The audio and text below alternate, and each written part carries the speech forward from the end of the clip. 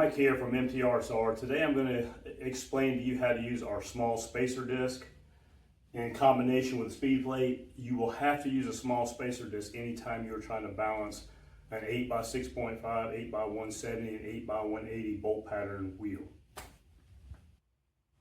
Okay, anytime you are balancing the bigger 8-lug wheels, 8x6.5, 8x170, 8x180, the bore usually goes up to 125.4, so you have to use a big collet.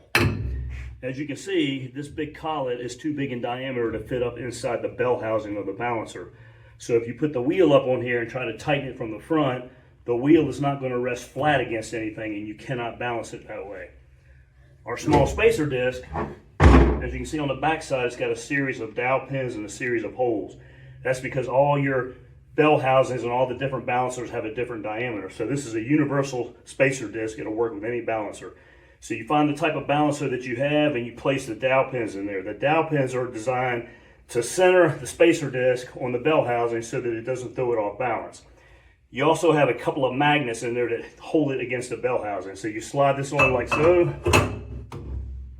Now you can see that the collet will go up inside of there and it'll allow the wheel to go back and rest up flat against the small spacer disc.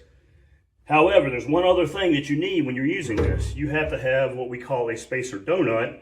That goes on first because that gives you spring pressure from the built-in spring.